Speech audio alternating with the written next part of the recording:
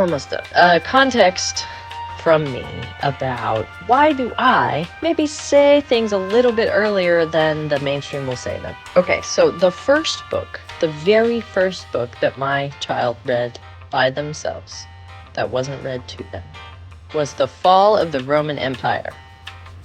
If you had a Gen Z kid, you talked about civilizational collapse all the time. If you had the kind of, like, YouTube themed child that I had. Kid kept a strategy game as a pet, as in they had an ant colony, not like some ants in one of those green things, but no, like the ants from Ants Canada. Like we had to go to an entomologist to pick up these ants. I did not take history classes after like middle school. What I went to instead was arguments with my 12-year-old who was far more educated on the specific subject than I was. And at some point I would have to just stop and listen to them lecture me about like what was happening in Syria in 1592. A lot of stuff about World War II, y'all. There's so much World War II. But also it was the fall of Rome, y'all. It was the fall of Rome and what happened during the fall of Rome and why and what did people think about it. What I learned from that was that they didn't know it was happening.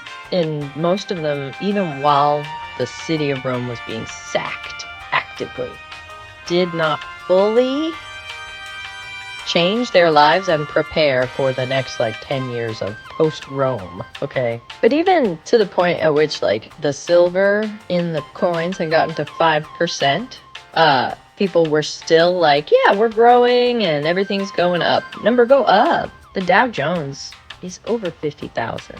So I'm like, uh-oh, yeah, that seems impossible. And it seems like the numbers are gonna lie to us for like a while. Like the jobs report, 178,000 new jobs. Where? Where are those jobs exactly at?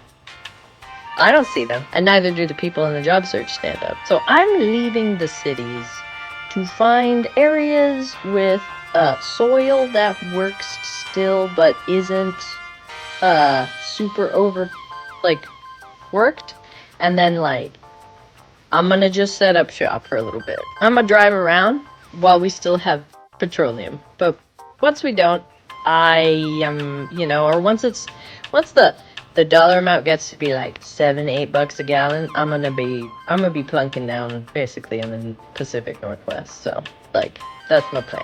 But I am gonna drive around until the wheels fall off, I guess, of the Empire we're in, not of the RV. I will take better care of it than we did the Empire.